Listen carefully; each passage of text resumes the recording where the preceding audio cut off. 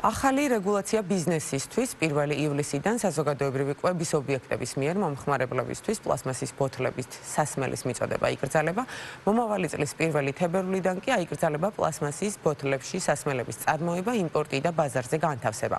დადგენილებით გათვალისწინებულია გამონაკლისებიც, კერძოდ აკრძალვა არ ვრცელდება 3 ლიტრი და მეტი მოცულობის სასმელ წყალზე, ასევე 20 ლიტრი და მეტი მოცულობის სასმელებზე, თუ როგორ აფასებს ბიზნესი ამ გადაწყვეტილებას და რა გამოწვევებია ბაზარზე, ჩვენ სტუმართან FS საქართველოს კორპორაციულ საქმეთა დირექტორთან ნიკოლოზ ხუნძაკიშვილთან ერთად ვისაუბრებთ. მოგესალმებით ბატონო ნიკოლოზ, დიდი მადლობა სტუმრობისთვის და თქვენი დროისთვის. ამ გადაწყვეტილების მიზანი გარემოზე მავნეზე მოქმედების შემცირება ცალსახად და ერთმნიშვნელოვნად მისასალმებელია, მაგრამ საკმაოდ ბევრი გამოწვევის წინაშე დგება ბიზნესი. სწორედ ამ გამოწვევებზე მინდა გკითხოთ, თუ რა არის ბიზნესის პირველი რეაქცია და რამდენად მზად არის ბაზარი ამ მასშტაბის გადაწყვეტილებისთვის. ლუდის ინდუსტრიაზე რო ვისაუბროთ, ლუდის ინდუსტრია აბსოლუტურად არ არის მზად ესეთი გადაწყვეტილებისთვის, თუმცა ლუდის ინდუსტრიიდან პლასმასის ბოთლის შეფუთვის ამოღება შესაძლებელია გონივრულ ვადაში და ეს გონივრული ვადა შეიძლება იყოს 3-დან 5 წლამდე. მაგალითისათვის ჩვენ ამაზე ძალიან დიდხანს ვსაუბრობთ, ეს ასევე ჩემი პირადი ინტერესის და პირადი მიზანიც არის, რომ ლუდის ინდუსტრიაში არ იყოს პლასმასის ბოთლი, თუმცა ამას როგორც ვთქვით, ჭირდება დრო. და არა ერთი წელი. ერთი წლის განმავლობაში თუ ამ ფორმით ამოქმედდა ეს რეგულაცია, თქვა 1 თებერვლიდან, ინდუსტრიაში სერიოზული პრობლემა შეიქმნება იმ თვალსაზრისით, რომ 140 მილიონი litrიანი, ასე ვთქვათ, ინდუსტრია, რომელშიც 70% პლასმასის შეფუთვა, ანუ 100 მილიონი, ის როგორც მინიმუმ განახევრდება, შეიძლება გამესამედდეს კიდეც. და როდესაც ინდუსტრიას ამხელა მოცულობა დააკლდება, ხო, ეს აისახება ასევე თანამშრომელთა ოპტიმიზაციაზე, ასევე აისახება გადასახადებზე და ასე შემდეგ. იმისათვის რომ ეს ყველაფერი ისე ჩავატაროთ, როგორც ვთქვათ, განვითარებულ დასავლეთის ქვეყნებშია, ჩვენ ამისათვის გვჭირდება, რა თქმა უნდა, ვადა. მაგალითად, თუ მომავალი წლიდან შევზღუდავთ 2.5 ლიტრამდე, შემდეგ შევზღუდავთ 2 ლიტრამდე, შემდეგ შევზღუდავთ 1 ლიტრამდე პლასმასის შეფუთვას, 5 წლის თავზე 2030 წლისთვის მაგალითად შესაძლებელია ლუდის ინდუსტრიაში აღარ იყოს პლასმასის ბოთლი. თუმცა ყველაზე დიდი პრობლემა ამ შემთხვევაში ჩვენ გვაქვს არაალკოჰოლურ სექტორში, ეს არის წყლები, მინერალური წყლები და გაზიანი გამაგრილებელი სასმელები. მსოფლიოში არ არსებობს ქვეყანა, სადაც ესეთი ტოტალური აკრძალვაა. მეცაც გეტყვით, ესეთი აკრძალვა არ შეიძლება, ეს არის ასევე მომხმარებლის უფლებების დარღვევა, როდესაც მე არ მთავაზობ მაგალითისათვის პლასტიკის შეფუთვას და ამისი პრევენციის ერთადერთი ყველაზე კარგი გზა, რაც მთელ მსოფლიოში მუშაობს, არის სეპარირებული შეგროვების სქემების ამოქმედება, რომლის ვალდებულება ჩვენ გვაქვს 2016 წლიდან და 10 წლის განმავლობაში ვერ მოახერხეთ, რომ შეიქმნას პოლიტიკის დოკუმენტი, რის შემდეგაც უკვე ინდუსტრია განახორციელებს წარმოებლის გაფართოებული ვალდებულებით აღებულ ვალდებულებას. ბატონო ნიკოლოზ, კონკრეტულად მინდა გთხოვოთ გავლენებზე ვისაუბროთ სასმელების მწარმოებლებზე. ერთის მხრივ ლუდის მწარმოებლებზე ბაზარზე 4 დიდი მოთამაშეა, მათზე გავლენა რა მასშტაბის იქნება და გარდა ამისა მცირე ლუდსახარშებზე რა გავლენა შეიძლება ამან იქონიოს? მაგალითად დიდი მოთამაშეები, როგორც არის FS, თქვათ, ზედაზენი, AIS, Argo და ასე შემდეგ, ეს არის ბაზრის დაახლოებით 80%. ჩვენ იმ შემთხვევაში თუ დღესვე აიკრძალება, ანუ 1 წლის შემდეგ აღარ იქნება შესაძლებლობა პლასტიკის ბოთლებში გაყიდვის, ეს გამოიწვევს, როგორც ვთქვით, ინდუსტრიის შემცირებას. რაც შეეხება დანარჩენ 20%-ს, დაახლოებით არის 10% ადგილობრივი წარმოება, დაახლოებით 60% და დაახლოებით 10%-ის ფარგლებში ასევე იმპორტი. ხო, იმპორტი ძირითადად არის კგბ და შუშა, ძალიან მცირე რაოდენობით არის შემოსული პლასტიკის ბოთლი, თუმცა ის 10%, რომელიც მცირე და საშუალო ბიზნესს წარმოადგენს, ის შეიძლება საერთოდ გაქრნენ ბაზრიდან. რაც შეეხება მსხვილ კომპანიებს, რა თქმა უნდა, პრობლემები შეიქმნება და ინდუსტრია შემცირდება დაახლოებით 50%-ით, უკეთეს შემთხვევაში ეს ადეკვატურად გამოიწვევს შეიძლება ანალოგიური პროცენტით, თქვათ, თანამშრომელთა ოპტიმიზაციას.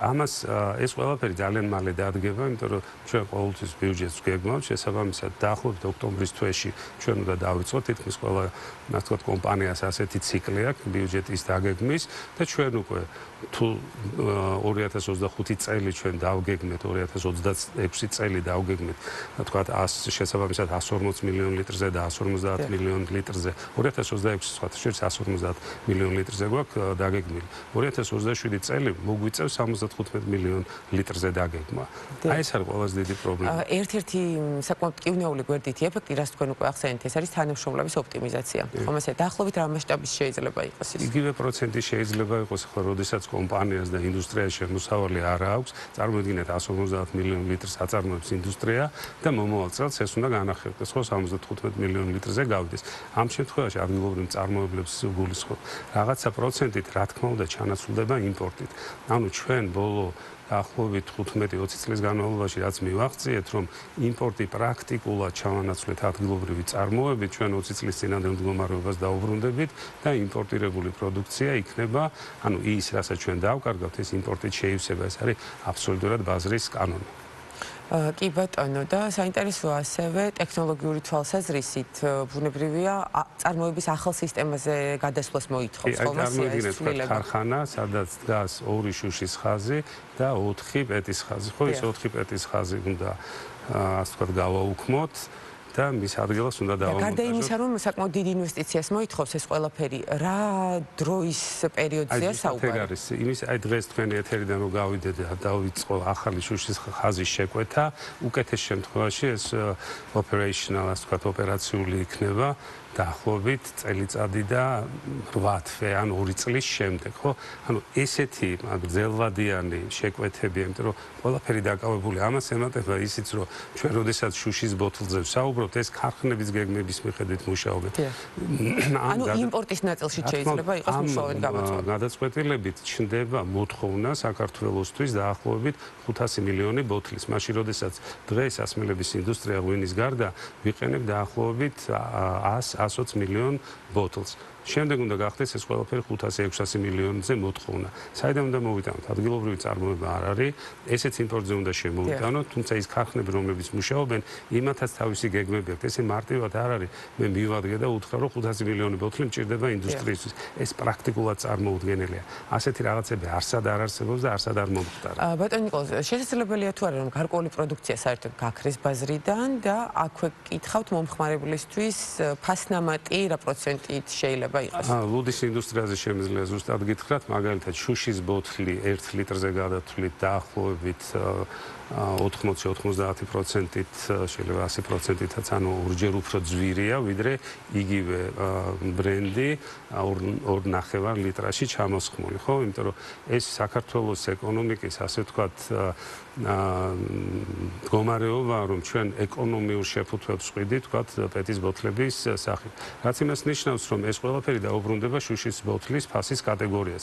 შეიძლება შუშის ბოთლზე ზემოთ არ გაძვირდეს, მაგრამ კონკრეტულად იმ მომხმარებელს, რომელიც ჩვენი 70% ან მთელი ინდუსტრიის მასშტაბით 70%-ია, მათ გაუძვირდებათ, იმიტომ რომ ისინი ხო ყიდულობენ 2.5-ს და 1 litrზე იხდიან გაცილებით ნაკლებს, შეიძლება 9.5-საც, ვიდრე იგივე ბრენდი, იგივე ვთქვათ, სასმელი არის უკვე 9 litrიან შუშაში ან კილოში. ხელმისაწვდომობაც მცირდება. და ეს კიდევ ბაზარში ამცირებს თავის კუთხით. კი ბატონო, სხვა ქვეყნების გამოცდილებაზე რას გვეტყვით? თუ გაქვთ ვთქვათ მსგავსი ხედვა ან კვლევა, რომელი ქვეყნის მაგალითი შეიძლება საქართველოს გამოიყენოს? ძალიან მარტივად შეიძლება ეს ყველაფერი გადაწყდეს, ზუსტად ის კვლევა, რომელიც სოფლიო ბანკის მიერ იყო დაფინანსებული, როგორ უნდა გავალურჯოთ შავი ზღვა, ესეთი სახელით, იქ ძალიან კარგად წერია დასკვნის სახით, იქ არსად არ წერია აკრძალეთო, ეს არის წარმოუდგენელი, რატო წაიკითხეს ასე, ვინც წაიკითხა, ხო? იქ წერია მოკლევადი ამ პერიოდში არის 1-დან 2 წლამდე, რომ პოლიტიკის დოკუმენტები უნდა შეიქმნას და მდინარეებზე ბადეები და ბარიერები უნდა დავამონტაჟოთ. იქ პლასმასის ბოთლის აკრძალვაზე არაფერი არ წერია. 3-დან 5 წლის განმავლობაში ეს არის საშუალო ვადიანი პერიოდი, ჩვენ წარმოებლის გაფართოებული ვალდებულება უნდა ავამოქმედოთ, რასაც მთელი ინდუსტრია ბოლო 10 წლის განმავლობაში ვითხოვთ, თავისი დეპოზიცია და დაბრუნების სისტემი და ასევე გადამუშავების შესაძლებლობა და ხოლო 5-დან 10 წლის ასე ვთქვათ პერიოდში, რა თქმა უნდა, უკვე გადამამუშავების მომავალ საწარმოებზე უნდა ვიფიქროთ. ეს არის მოცემული როგორც რეკომენდაცია, კიდევ ერთხელ ვამბობ. თუ ვინმე ამბობს, რომ ეს ამ რეპორტისას, თქვათ ამ კვლევის მიგნება ან რეკომენდაცია ეს არ არის სწორი და მეცაც გეტყვით ინდუსტრიასთან ეს არ შეთანხმებულა. ანუ ეს ჩვენთვის აბსოლუტურად სურპრიზი იყო. კი ბატონო და სწორედ ამ ნაწილში მინდა გკითხოთ თუ ხედავთ თქვათ დიალოგის შესაძლებლობებს. საჭიროება რომ დგას თქვენ ამაზე უკვე ისაუბრებთ. შესაძლებლობებს თუ ხედავთ და აი მოკლედ რომ გითხრათ როგორი იქნება თქვათ იდეალური გამოსავალი ამ შემთხვევაში. კი, რა თქმა უნდა, შემთხვევაში. იდეალური გამოსავალი არის რომ წარმოების გაფართოებული ვალდებულება ამუშავდეს და ჩვენ ავიღოთ ვალდებულება ინდუსტრიამ რომ სეპარირებული შეგროვების სქემები, სისტემები დავნერგოთ. კიდევ ერთხელ ამას ვითხოვ 10 წლის განმავლობაში. ყველა ამას ვითხოვთ რომ ეს ყველაფერი ასე გაკეთდეს.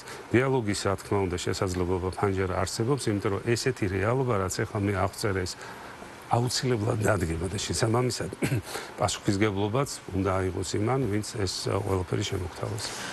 და თუ ვთქვათ იმ შემთხვევაში დიალოგს არ ექნა შედეგი, როგორ ხედავთ თქვენ? დაახლოებით რა მასშტაბით შეიძლება შემცირდეს ბაზარი, დროის რა მონაკვეთი? მცირე და საშუალო ბიზნესი საერთოდ გაქრება ამ სფეროში.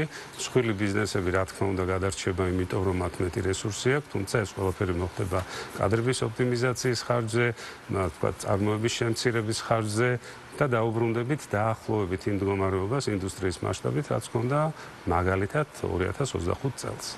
2005 წელს ბოდიში 20 წლის წინადელ ვთქვათ მდგომარეობას დაუბრუნდებით. და გარკვეული მოლაპარაკებები ან რაღაცა შეთანხმებული ქმედება ხომ არ გეგმავთ თქვათ ინდუსტრიის წარმომადგენლები? ბიზნეს ასოციაციების საშუალებით ზოგადად ჩვენ ურთიერთობთ ხელისუფლებასთან არა როგორც ცალკე კომპანიები, არამედ როგორც ბიზნეს გაერთიანება, ბიზნეს ასოციაციები, თქვათ დარგობრივი ვთქვათ ფედერაციები და ასე შემდეგ, ძალიან ბევრი პლატფორმა გვაქვს ამისთვის. ეს კომუნიკაცია უკვე დავიწყეთ გასული კვირიდან და ამ კვირაში ველოდებით მომავალ კვირას ამ კვირის განმავლობაში რომ ეს შეხვედრა მოხდება, იმიტომ რომ ჩვენ გვინდა არგუმენტირებულად ავუხსნათ პირველი რომ ესეთი რაღაცა მსოფლიოში არ ყოფილა და საუკეთესო ქვეყნებმა ნორვეგიიდან დაწყებული და ამერიკის შეერთებული შტატებით დამთავრებული, სადაც ორივე სქემა არსებობს, ერთი დეპოზიტისა და დაბრუნების სქემა, ხოლო ამერიკაში ორივე სქემა, როგორც დეპოზიტის დაბრუნების, ასევე კლასიკური შეგროვების ეს სქემები მუშაობს და თქვათ ამოღებისას, თქვათ მაჩვენებელი არის დაახლოებით 80-დან 90%. და ამ არგუმენტების საფუძველზე როგორია თქვენი მოლოდინი? მოლოდინი ისეთია რომ ესეთი რაღაცა თქვათ ერთი ხელის მოსმით მიღებული გადაწყვეტილება აუცილებლად უნდა გადაიხედოს და დაუბრუნდეთ იმ ლოგიკას, რომელიც ლოგიკასაც მიყვება მთელი მსოფლიო ამ კუთხით. კი ბატონო, ძალიან დიდი მადლობა სტუმრობისთვის. ნახოთ რა განვითარება მოყვება ამ ამბავს. მაყურებელს შევახსენებ, ჩვენი სტუმარი იყო ნიკოლოზ ხუნძაკიშვილი, EFES საქართველოს კორპორაციულ საქმეთა დირექტორი და ვსაუბრობდით ახალ რეგულაციაზე ბიზნესისთვის, რაც პლასმასის ბოთლებში სასმელების წარმოებას, იმპორტს და ბაზარზე განთავსებას კრძალავს უკვე თებერვლიდან.